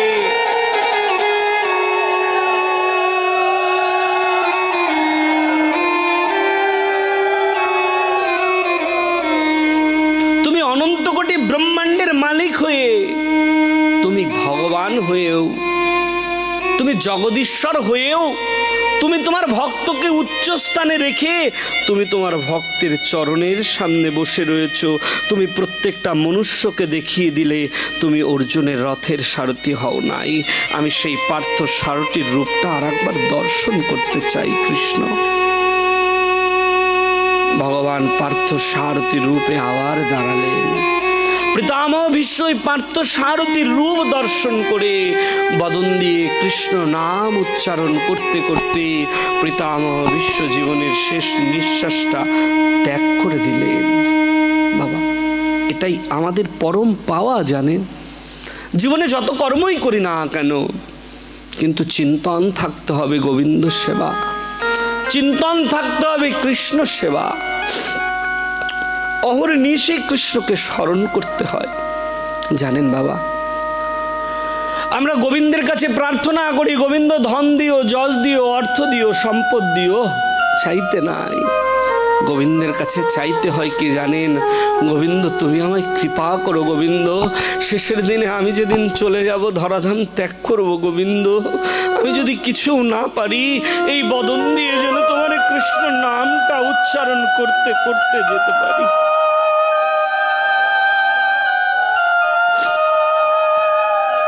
গোবিন্দ, যদি কৃষ্ণ নাম করতে না পারি গোবিন্দ, কোন সাধুগুরু বৈষ্ণবকে পাঠিয়ে দিও গোবিন্দ, আমি যেন ওই বৈষ্ণবের বদন দর্শন করে, দুই কর্ণ দিয়ে নিতাইয়ের নাম শ্রবণ করে, গৌরের নাম শ্রবণ করে আমি যেন জীবনের শেষ নিঃশ্বাসটা ত্যাগ করতে পারি গোবিন্দ। চাইতে হয় বাবা, বুঝলাম না, জানলাম না। জীবনে অর্থ চেয়ে গেলাম, সম্পদ চেয়ে গেলাম, সুখ চেয়ে গেলাম। আরে চাও না তুমি কৃষ্ণকে চাও, কৃষ্ণ আমি যেন তোমায় পেতে পারি, কৃষ্ণ আমি আর কিছু চাই না। যে কৃষ্ণকে পেয়ে যায় তার জীবনে আর কোনো দুঃখ থাকে না, আর কোনো কষ্ট থাকে না। এই রাজা পরীক্ষিত, ধর্মরাজ রাজ সিংহাসনে বসলেন। যখন যুদ্ধ হয়েছিল না, কুরুক্ষেত্র যুদ্ধ, তখন বিদুর ছিল না, তীর্থ পরিভ্রমণ করতে গেছে। তীর্থ পরিভ্রমণ করে এসে দেখছে কুরুক্ষেত্র যুদ্ধ হয়েছিল, সবার মৃত্যু হয়েছে। বিদুর ধৃতরাষ্ট্রের কাছে গিয়ে ধৃতরাষ্ট্রকে বলল, পুত্ররা খুব সুন্দর করে রাজ্য পরিচালনা করছে, দেখো এই ভোগ বিলাস, এই সম্পদের মধ্যে ডুবে থেকে আর লাভ নেই, এর থেকে আমাদের উচিত আমাদের বানপ্রস্থ চলে যাওয়া। বিদুর যখন বলল, ধৃতরাষ্ট্র মনে মনে চিন্তা করলো, ঠিক বলেছ, কিন্তু কেমন করে যাই? দিনের বেলায় গেলে ধর্মরাজ কখনো যেতে দেবে না। রাতের অন্ধকারে বিদুর, ধৃতরাষ্ট্র, গান্ধারী সবাই চলে গেলেন, বানপ্রস্থে চলে গেলেন। নিত্যদিন ধর্মরাজ ঘুম থেকে উঠে এসেই জ্যাঠার কাছে এসে তাকে প্রণাম করত, ধৃতরাষ্ট্রকে নিত্যদিন প্রণাম করত। আজকে যখন ধর্মরাজ এসেছে, ধর্মরাজ এসে দেখছে ঘরের মধ্যে কেউ নাই, ধর্মরাজ বিচলিত হয়ে গেল, বিচলিত হয়ে গেল। ধর্মরাজ কাঁদতে লাগলো। কেন? বলছে নিশ্চয়ই আমার কোনো ভুল হয়েছিল, নিশ্চয়ই আমার কোনো অপরাধ হয়েছিল, তার জন্য আমাকে তারা ত্যাগ করে দিয়ে চলে গেছে। কি এমন অপরাধ করেছি জানতেও পারলাম না। শুনতে পেল কারোর কাছ থেকে যে তারা রাগ করে গৃহত্যাগ করে নাই, তারা বানপ্রস্থে চলে গেছে, আর ধর্মরাজকে তারা আশীর্বাদ করেছে খুব সুন্দর করে রাজ্য পরিচালনা করতে। অনেক দিন হয়ে গেল। একদিন অর্জুন গিয়ে বলছে, দাদার কাছে গিয়ে বলছে, দাদা অনেক দিন হয়ে গেল কৃষ্ণ দর্শন হয় না,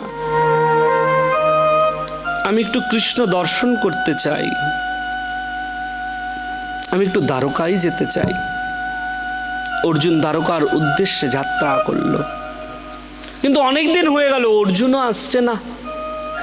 একদিন ধর্মরাজ ভীমকে ডেকে বলছে, ভাই ভীম, দেখ কতদিন হয়ে গেল অর্জুন কৃষ্ণ দর্শনে গেল, কিন্তু সে তো ফিরে আসলো না, তুই একটু গিয়ে দেখ।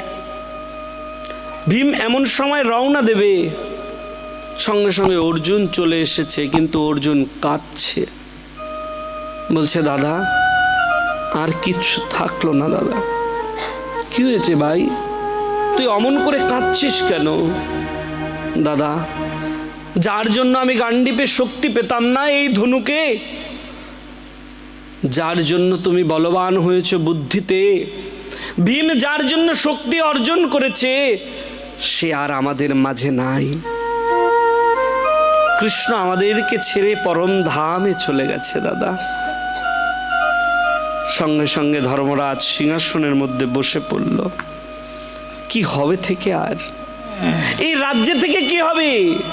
যার জন্য রাজ্য পরিচালনা করছিলাম সেই কৃষ্ণই যদি না থাকে, এই সংসারে থেকে আর কি সুখ পাবো বলো?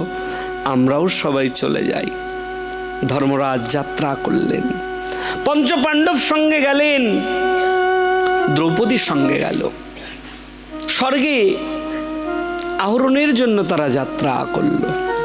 কিন্তু যাত্রা করার আগে না তারা সিংহাসনে বসিয়ে দিয়ে গেল কাকে?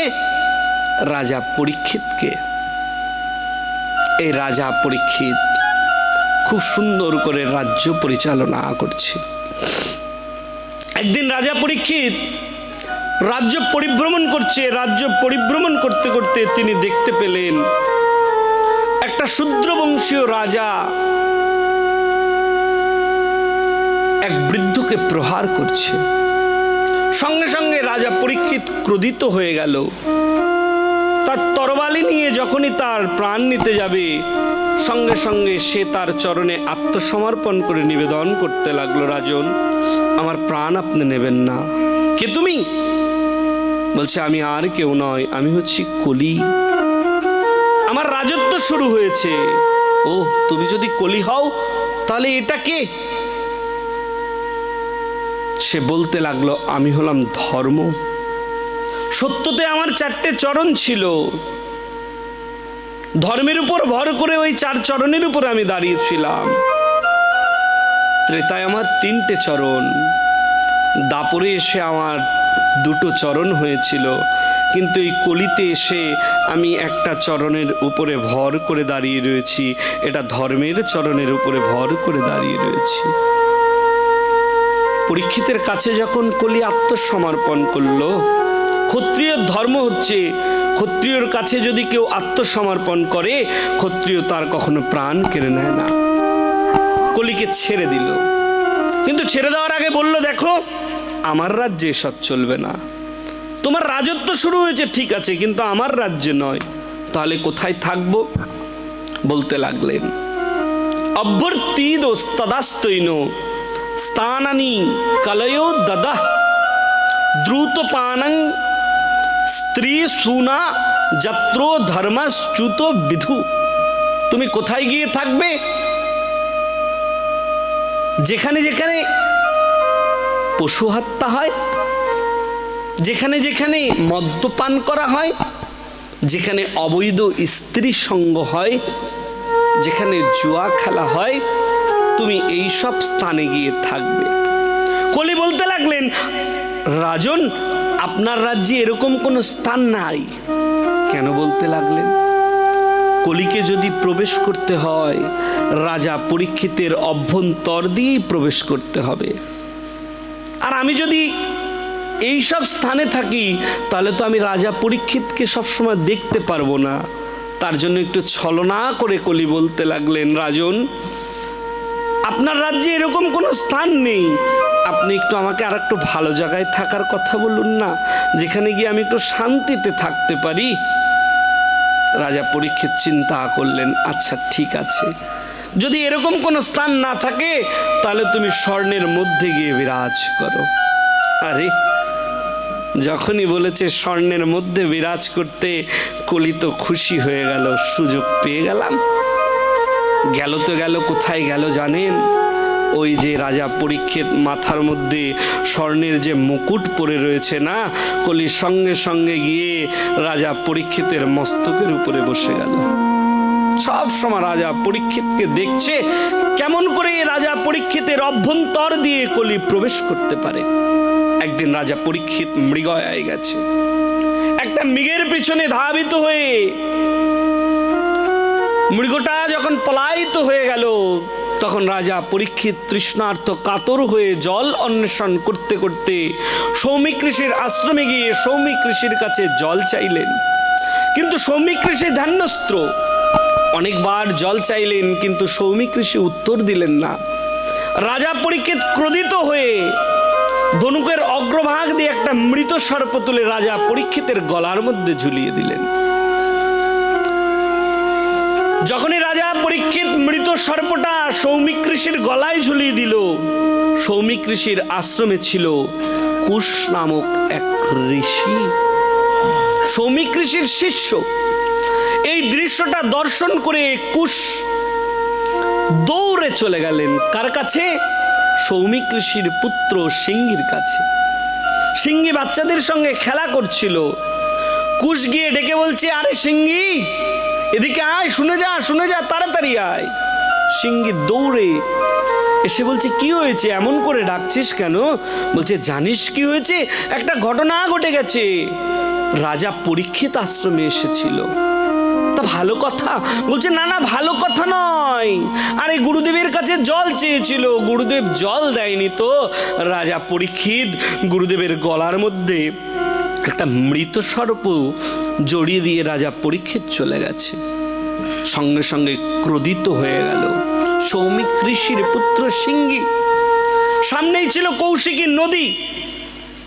সঙ্গে সঙ্গে কৌশিকী নদীর মধ্যে নেমে হাতের মধ্যে জল নিয়ে সৌমিক ঋষির পুত্র সিংহী মন্ত্র জপ করতে লাগলেন। কি বললেন? ইতি লঙ্ঘিত মারে জাদাং তক্ষক সপ্তো মেজনি দক্ষাতি স্ম কুলঙ্গারং চদিত্র মে দ্রুতহম।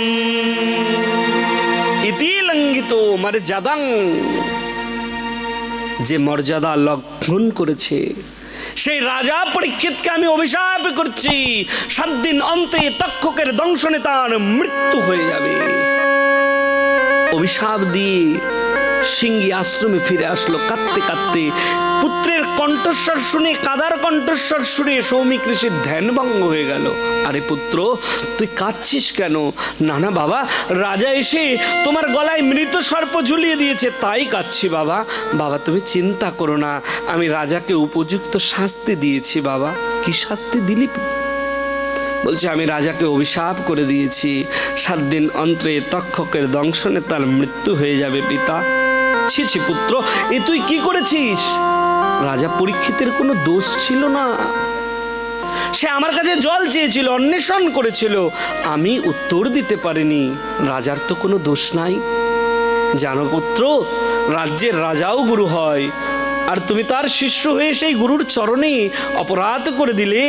রাজা পরীক্ষিত অভিশপ্ত, রাজা তো এখনো নিজেই জানে না। তুমি গিয়ে রাজাকে বলে আসো সে অভিশপ্ত। সিংহে হাত জোর করে বললেন, পিতা, যে লঘু পাপে আমি গুরুদণ্ড দিয়েছি সেই গুরুর সম্মুখে আমি কেমন করে গিয়ে দাঁড়াই বলুন পিতা? আপনি এক কাজ করুন না, আপনার কোনো শিষ্যকে পাঠিয়ে দিন। সৌমিক ঋষি কি করলো? তার আর একজন শিষ্য গৌরমুখকে পাঠিয়ে দিলেন। গৌরমুখ রাজা পরীক্ষিতের সবাই যখন গেল, রাজা পরীক্ষিত জয় জয়কার করতে লাগলো। আজকে আমার রাজ্য ধন্য হয়েছে, আজকে আমার রাজপ্রাসাদ ধন্য হয়েছে। কেন? বলছে, সাধুর পদার্পণ হয়েছে না, সাধুর চরণ ধুলা আমার রাজ্যে পড়েছে, আমার প্রাসাদে পড়েছে। আজ আমি ধন্য হয়ে গেছি। রাজন, বলুন আমি কেমন করে আপনার সেবা করব? রাজন, সেবা করতে হবে না, একটা সংবাদ আছে রাজন। কি সংবাদ বলুন? বলছে, সৌমিক ঋষির পুত্র সিংহী তোমায় অভিশাপ করেছে, 7 দিন অন্তরে তক্ষকের দংশনে তোমার মৃত্যু হবে। কারণ তুমি সৌমিক ঋষির গলায় মৃত সর্প ঝুলিয়ে দিয়েছিলে, তাই তার পুত্র অভিশাপ করেছে তোমায়।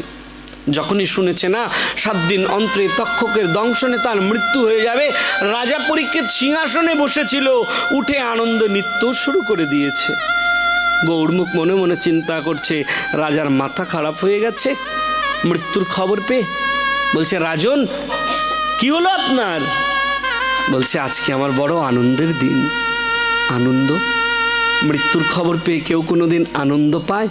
বলছে আমি পাই। মনিবর জানেন, এতদিন রাজ্যের জন্য করেছি, এতদিন দেহের জন্য করেছি, কিন্তু এই দেহের অভ্যন্তরে যে বিরাজ করছে না, সেই পরমাত্মার জন্য জীবনে কোনোদিন কিচ্ছু করি নাই রাজন। আমি আনন্দ করব না তো এ জগতে কে আনন্দ করবে রাজন? আমি রাজা পরীক্ষিত, আমি একা রাজা পরীক্ষিত। আমি জানতে পেরেছি আমার মৃত্যুর কারণ, আমি জানতে পেরেছি আমার মৃত্যুর সময়, আমি জানতে পেরেছি কার দ্বারা আমার মৃত্যু হবে। আমি আনন্দ করব না তো কে আনন্দ করবে বলুন? এই পৃথিবীতে একজনই ছিলেন যে যার মৃত্যুর কারণ, সময়, মুহূর্ত জানতে পেরেছিলেন, তাই তিনি আনন্দ করতে লাগলেন। সঙ্গে সঙ্গে কি হলো জানেন? রাজা পরীক্ষিত তার বড় পুত্র জন্মেজয়কে ডেকে বলছে, পুত্র কোথায় তুমি? সময় নাই, সময় নাই, আসো আসো, তাড়াতাড়ি আসো, তাড়াতাড়ি। পুত্র আসলো, রাজ মুকুটটা মাথার থেকে খুলে পুত্রের মস্তকে দিয়ে বলছে, আজকের থেকে এই রাজ্যের রাজা আমার পুত্র জন্মেজয়। একটা ছিন্ন বস্ত্র পরিধান করে রাজা পরীক্ষিত বেরিয়ে গেলেন। রাজা পরীক্ষিতকে দর্শন করতে দেবতারাও পর্যন্ত এসেছিলেন। আরে ভারতবর্ষের সম্রাট, পৃথিবীর সম্রাট, সে কিনা সব কিছু পরিত্যাগ করে দিয়ে একটা ছিন্ন বস্ত্র পরিধান করে চলছে। যাকে দেখে তাকেই জিজ্ঞাসা করে, বলুন না আমি কি করব? কেউ বললেন দান করো, ধ্যান করো, যজ্ঞ করো, তপস্যা করো। আরে সময় অতি অল্প, দান করতে গেলে সময়ের প্রয়োজন, যজ্ঞ করতে গেলে সময়ের প্রয়োজন, তপস্যা করতে গেলে সময়ের প্রয়োজন। সময় অতি অল্প, কি করি? বিষণ্ণ বদন নিয়ে বসে রয়েছে। অনেকক্ষণ বসে থাকলেন, তিনি দেখলেন ষোড়শবর্ষীয় একজন রুষ্টপুষ্ট বালক, দেব থেকে জ্যোতির প্রকাশ হচ্ছে। কে কে এই বালক? যখনই সম্মুখে গেলেন পুলকিত হয়ে গেলেন। সারা শরীর থেকে তার জ্যোতির প্রকাশ হচ্ছে। পুত্র উলঙ্গ। সঙ্গে সঙ্গে তাকে এনে ব্যাসাসনে বসিয়ে মানসী গঙ্গার থেকে জল এনে তার চরণ ধৌত করতে লাগলেন। চরণ ধৌত করে তার চরণের সামনে বসে জিজ্ঞাসা করলেন। কি জিজ্ঞাসা? ভাগবতে বর্ণন করছেন, অত পৃচ্ছামি সংসিদ্ধি যোগিনায় পরমো গুরুম পুরুষর্জো যৎকার্যং ম্রিয়মানস সর্বদা। আপনি বলুন না, আসন্ন মৃত্যুর সময় জীবের কি করণীয়? একবারের জন্য বলে নাই 7 দিন অন্তরে আমার মৃত্যু হবে, আমি কি করব? তিনি কি বললেন? আসন্ন মৃত্যুর সময়ে জীবের কি করণীয় বলুন না। বলছি এই কথা শুনতে গেলে গুরুর প্রয়োজন। রাজা পরীক্ষিত সঙ্গে সঙ্গে সুখদেব গোস্বামী পা থেকে গুরু বলে বরণ করে নিলেন।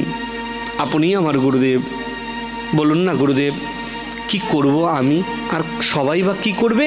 মৃত্যু যদি সম্মুখে থাকে তার কি করা উচিত? সুখদেব গোস্বামী বলতে লাগলেন, পরীক্ষিত মনে রাখবে, এই সংসারের মধ্যে জীবের উদ্ধারের জন্য কেবল একটি মাত্র রাস্তা রয়েছে। সেটি কি জানো? তস্মাৎ ভারত সর্বত্মা ভগবান সর্বহরি শ্রোতবং কৃত্তিবশ্চ মর্তবশ্চ সচ্চতা ভয়ম। এই সংসারের মধ্যে না জীবের সব থেকে সহজ সরল একটা রাস্তা রয়েছে। আর এই রাস্তাটা কে তৈরি করেছে জানো? জীবের উদ্ধারের জন্য আমার পিতা কৃষ্ণ দ্বৈপায়ন বেদব্যাস একটা গ্রন্থ রচনা করেছেন। সেই গ্রন্থের নাম কি? সেই গ্রন্থের নাম হচ্ছেন শ্রীমদ্ ভাগবত। বলিয়ে ভাগবতে ভগবান কি। আরে বলো না, সবাই দুই বাহু তুলে বলুন রাধে রাধে राधे राधे आरो जोरे राधे राधे प्यार से बोलो, प्रेम से बोलो, जय जय श्री राधे।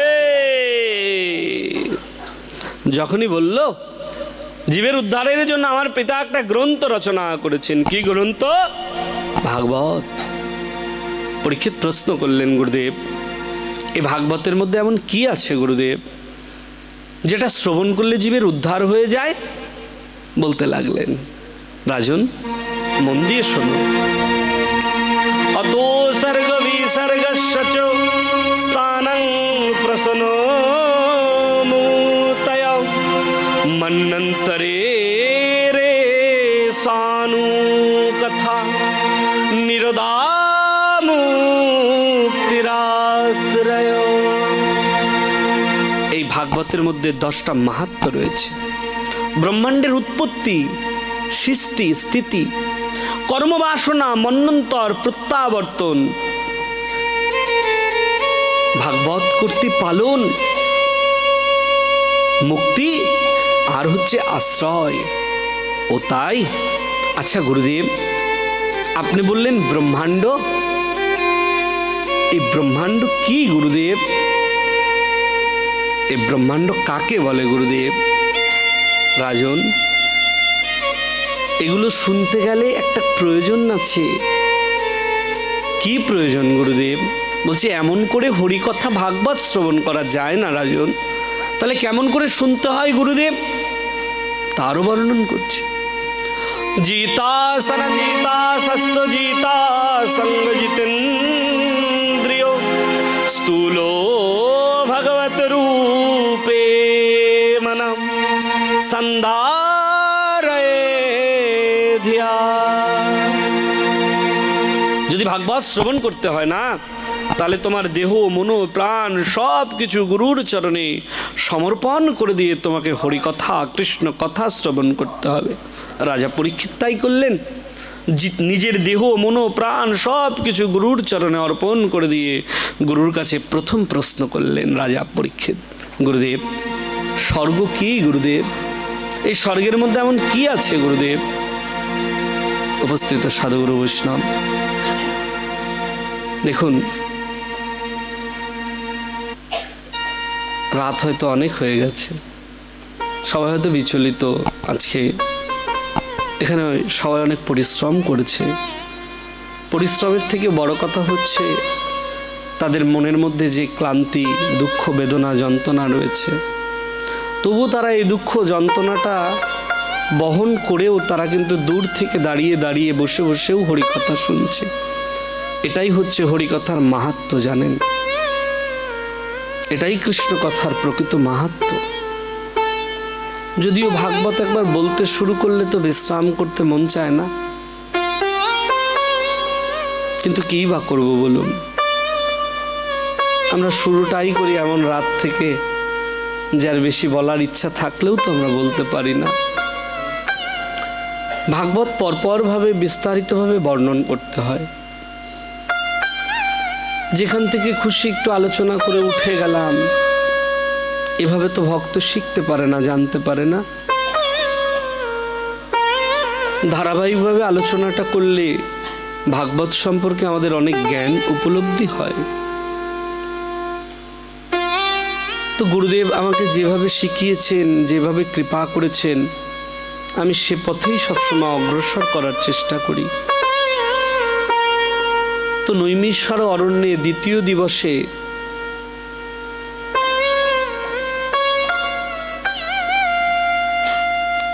দেবাদিদেব মহাদেবের সতী বিরহ যন্ত্রণা পর্যন্ত দ্বিতীয় দিবসের কথা তিনি বিশ্রাম রেখেছিলেন। 60,000 মুনি ঋষিকে তিনি হরিকথা শ্রবণ করিয়েছিলেন। তো তথাপি আমরা হয়তো সেই লীলা পর্যন্ত আজকে পৌঁছাতে পারিনি। যেহেতু রাত হয়েছে, আজকে সুখদেব গোস্বামী পরীক্ষিতের সবাই গিয়ে যে ভাগবতীয় কথা শ্রবণ করিয়েছিলেন, রাজা পরীক্ষিত তার গুরুর চরণে আত্মনিবেদন করে দেহমন প্রাণ সবকিছু বিসর্জন দিয়ে তিনি জানতে চেয়েছিলেন এই ভাগবতের মধ্যে কি রয়েছে। আমরা এটুকুনি পর্যন্ত আজকের লীলা কথা হরিকথা শ্রবণ করে ভাগবত বিশ্রামে রাখব। কালকের আমরা এর পরের থেকেই অর্থাৎ কেমন করে সৃষ্টি হলো, এই সৃষ্টির তত্ত্বের মধ্যে এমন কি রয়েছে, আমরা কালকে সেই সৃষ্টির তত্ত্ব শ্রবণ করব। এই কৃপা শিরে ধারণ করে আজকের মতো ভাগবত হরিকথা কৃষ্ণ কথা এখানে বিশ্রাম রাখছি। দেখুন, আমাদের সবার অর্থ সম্পদ রয়েছে, আমরা যদি একটু চেষ্টা করি আমরা পরিবর্তন করাতে পারি। একটা কীর্তন করতে গেলে অনেক অর্থের প্রয়োজন, একটা যজ্ঞ করতে গেলে অনেক অর্থের প্রয়োজন। আমরা যদি একটু চেষ্টা করি, আস্তে আস্তে বাংলাদেশে আমরা সপ্তাহ যজ্ঞ ভাগবত শুরু করতে পারি, যে ভাগবত সপ্তাহ যজ্ঞের মাধ্যম দিয়ে আমরা পুরো ভাগবত বিস্তারিতভাবে বর্ণন শ্রবণ করতে পারবো। এর জন্য একটু সময়ের প্রয়োজন হয়। প্রতিদিন হয়তো 3 ঘন্টা 3.5 ঘন্টা করে হরিকথা বলতে হয়। সকালবেলায় ভাগবতের পারায়ণ হয়, অর্থাৎ 7 দিনে 18,000 শ্লোক বলতে হবে সকালবেলা।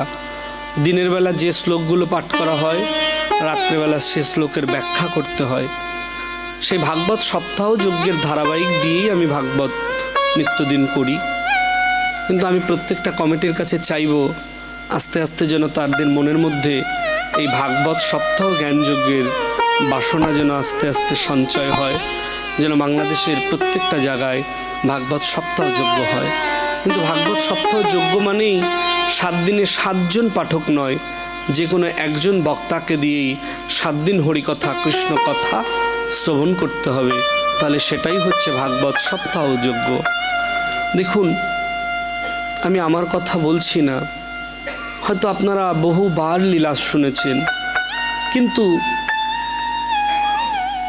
সৌমিক ঋষির পুত্র সিংহী, তার আশ্রমে কুশ নামক যে ঋষি ছিল, তিনি গিয়ে সৌমিক ঋষির পুত্রকে যে অভিশাপের কথা বলেছিল, তারপরে গৌরমুখ গিয়ে যে রাজা পরীক্ষিতের সবাই গিয়ে অভিশাপের কথা বলেছিল, আমার মনে দৃঢ় বিশ্বাস হয়তো এই নামগুলোও কোনোদিন আপনারা শোনেন নাই। কেন জানেন? আমরা যে যেরকম করে আসি, এক একদিন এসে এক একজনের মতো করে হরিকথা বলে চলে যায়। এটা তাদের দোষ নয় বাবা, এটা পাঠকদের দোষ নয়, এই দোষটা আমাদের নিজেদের। আমরা যদি একটু পারি তাহলে আমরা পরিবর্তন করাতে পারি। যদিও ওই কমিটিকে আমি ধন্যবাদ জ্ঞাপন করব। আমি গত বছর 1 দিন হরিকথা বলেছিলাম, এবছর তারা 3 দিন আমাকে দিয়ে হরিকথার আয়োজন করিয়েছেন। কিন্তু বিশেষ বিশেষ কিছু কারণের জন্য তারা সময়টা পেয়ে উঠল না। প্রথম দিন বিয়ে, আর আজকের দিন তো একটা বিরহ যাত্রা হলো, কষ্টের যন্ত্রণা হলো, তার জন্য হয়তো আমাদের একটু দেরি হচ্ছে। কিন্তু কালকের দিন হয়তো আমাদের আর দেরি হবে না। কালকে আমাদের শেষ দিবস ভাগবতের, তো দূর দূরান্তে এই আমন্ত্রণ পত্রটা পৌঁছে দেবেন। কালকে যেন সবাই খুব সকাল সকাল আমরা এই আঙিনায় এসে আমরা হরিকথা কৃষ্ণ কথা শ্রবণ করতে পারি। কালকে আমরা এখানে ঠিক জাস্ট 8টার মধ্যে আমরা আমাদের আগমনী কীর্তন দিয়ে আমরা ভাগবত শুরু করব। সন্ধ্যা 8টার থেকে কালকে এখানে হরিকথা কৃষ্ণ কথা শুরু হবে। সবাই যথাসময়ে চলে আসবেন, কেউ দেরি করবেন না। দেখুন, অনেকে হয়তো দেরি করে যে 9টার সময় শুরু হবে না, এরকম করেন না। কারণ আমার অনেক লোভ, হরিকথা আমি কেমন করে বলবো, এটা আমার অনেক ভালো লাগে। কোনো জায়গায় যদি আমি হরিকথা বলতে না পারি না, আমার মনের মধ্যে অনেক কষ্ট হয়, অনেক দুঃখ হয়, অনেক যন্ত্রণা হয়। দেখুন, অর্থ সম্পদ তো সবাই ইনকাম করে না, কিন্তু এই অর্থ সম্পদ দিয়ে কী হবে? হয়তো আমি এখানে ব্যবসা শুনে বসেছি, শেষের দিনে আমি যেদিন চলে যাব কমিটি হয়তো আমাকে অর্থ দেবে, এটা হয়তো আমি নিলাম, নিয়ে কি হবে বলুন? যদি আমি কিছু দিয়ে যেতে না পারি, এই অর্থ নিয়েই বা আমি কি করব বলুন? আমি এসেছি তো কিছু দিতে, কিছু জানাতে। সেই দেওয়া আর জানাটার মধ্যে আপনারা একটু সীমাবদ্ধ থাকুন, যেন আমি আমার হৃদয়ের প্রশান্তি পেয়ে, শান্তি নিয়ে আমিও যেন এখান থেকে যাত্রা করতে পারি। এই কৃপাটুকুনি আপনাদের কাছে আমি প্রার্থনা করছি। উপস্থিত সাধুগুরু বৈষ্ণব সবাই এই কমিটিকে আশীর্বাদ করবেন, এই কমিটি যেন সুন্দর করে প্রতি বছর এই অনুষ্ঠানকে তারা পরিচালনা করতে পারে। আমি শুনেছি মাত্র 25-30টা ঘর মিলে এই অনুষ্ঠান হয়। একটা কীর্তন যজ্ঞ করতে গেলে একটা দুটো টাকার প্রয়োজন না, বহু অর্থের প্রয়োজন। তারা অকাল পরিশ্রম করে ভক্তদেরকে এই আঙিনায় এনে এই আঙিনাকে তারা ধন্য করেন। সাধুগুরু বৈষ্ণবের চরণধুলা পাওয়ার লোভেই এই 25-30 জন ঘর মিলে তারা অকাল পরিশ্রম দিয়ে এই সুন্দর অনুষ্ঠানের আয়োজনটা তারা করেন। উপস্থিত সাধুগুরু বৈষ্ণব, আমি প্রথমেও বলেছি, আবারও বলছি, 22 নিত্যানন্দ সেবাশ্রমের উপদেষ্টা ঈশ্বর সাধনচন্দ্র সাহা তার আজকে দেহ রেখেছেন। তো তার জন্য বিধেয়ী আত্মার শান্তি হয়, সেজন্য গোবিন্দের চরণে থেকে গোবিন্দের চরণ সেবা করতে পারে, এই প্রার্থনাটুকুনি আজকে আমি নিয়ে, এই কৃপা ভিক্ষাটুকুনি ভক্তদের কাছে প্রার্থনা করে আজকের মতো হরিকথা কৃষ্ণকথা বিশ্রাম রাখবো। সবাই মিলে 2 বাহু তুলে বলুন রাধে রাধে। আরো জোরে प्यार से बोलो, प्रेम से बोलो, राधे जय जय राधे। श्री राधे। जय जय भगवते प्रेमानंदे।